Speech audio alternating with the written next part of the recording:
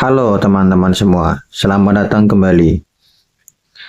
Dalam video kali ini, saya ingin menganalisis soal argumen yang sering digunakan untuk membuktikan keberadaan Tuhan, yaitu argumen prima causa. Jadi begini, salah satu argumen teistik untuk membuktikan keberadaan Tuhan adalah argumen dari kemustahilan infinite regress. Infinite regress ini adalah kemunduran yang tidak terhingga ya. Jadi kayak satu sebab disebabkan oleh sebab lain, yang disebabkan oleh sebab lain, terus disebabkan lagi oleh sebab lain dan seterusnya kayak gitu.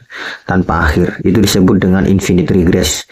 Atau kalau dalam bahasa teologi Muslim menyebutnya tasalsul. Inti dari argumen ini adalah bahwa rangkaian sebab akibat yang ada di alam harus berakhir pada satu sebab utama yang tidak mungkin bersebab atau yang disebut dengan prima causa. Argumen ini punya sejarah panjang dari zaman Aristoteles, abad pertengahan seperti Thomas Aquinas, Ibnu Sina, Ibnu Rus, dan sebagainya. Bahkan hingga sekarang tetap digunakan sebagai salah satu argumen untuk mendukung teisme. Misalnya dalam kalam kosmologi argumen yang pernah saya bahas ya, itu William Lane Craig ya, dalam premis kedua soal alam punya permulaan menggunakan argumen kemustahilan infinite regress ini juga.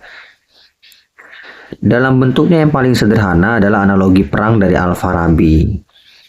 Bayangkan para tentara yang terbagi dalam kelompok-kelompok 1, 2, 3, 4, dan seterusnya. Terdapat sebuah instruksi di mana satu kelompok hanya bisa menyerang setelah kelompok sebelumnya menyerang. Dalam hal ini, kelompok 1 hanya dapat menyerang setelah kelompok 2 menyerang, tapi kelompok 2 hanya bisa menyerang jika kelompok 3 menyerang terlebih dahulu, dan seterusnya.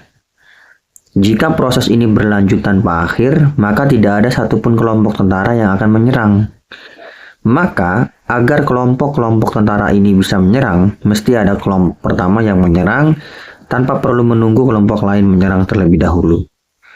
Argumen yang sederhana, tapi saya pikir cukup powerful.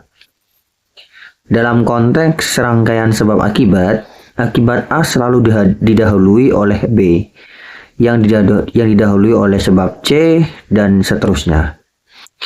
Kalau ini terus berlanjut tanpa akhir, maka A, yaitu momen saat ini, tidak akan ada. Agar ada, maka rangkaian sebab akibat mesti ada ujungnya. Jadi maksudnya kayak gini, kayak momen saat ini itu ada karena ada momen sebelumnya. Nah, momen sebelumnya itu ada juga karena momen sebelumnya lagi. Gitu. Dan momen sebelumnya itu juga ada karena momen sebelumnya lagi. Nah, kalau proses ini berlanjut terus tanpa akhir, maka momen saat ini tidak akan ada. Seperti analogi perang tadi ya. Karena itu, agar momen saat ini ada, maka rangkaian momen-momen itu tidak mungkin terus berlanjut tanpa akhir. Tidak mungkin bersifat infinite regress. Nah, bagaimana kita menilai argumen ini? Jawabannya sebenarnya sederhana sekali. 1. Argumen ini tidak secara langsung menyatakan bahwa sebab pertama yang tadi disebabkan adalah sesuatu yang personal. Jadi, kalaupun ada sebab utama atau sebab pertama yang tadi disebabkan, sebab itu tidak haruslah sesuatu yang bersifat personal. Bisa saja sebab pertama ini bersifat non-personal, suatu hukum alam utama misalnya yang tak bersebab dan tak memiliki kehendak apapun. Jadi kita bisa mengatakan mungkin saja sebab pertama itu ada dan sebab pertama itu adalah suatu hukum alam gitu, yang tidak bersebab dan tidak memiliki kehendak. Dengan demikian, argumen ini tidak meniscayakan bahwa sebab pertama itu sendiri adalah suatu pribadi. Kedua, argumen ini tidak mengharuskan sebab pertama sebagai sesuatu yang supranatural atau sesuatu yang bukan bagian dari alam ini.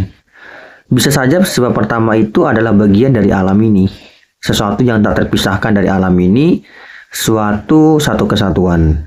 Sebagaimana yang saya katakan sebelumnya, bisa saja sebab pertama ini suatu hukum alam tunggal yang non-personal dan tak terpisah dari alam natural.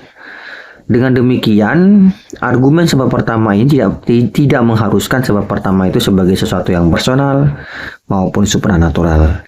Ini dua catatan saya terhadap argumen sebab pertama dari teisme. Sekian, terima kasih.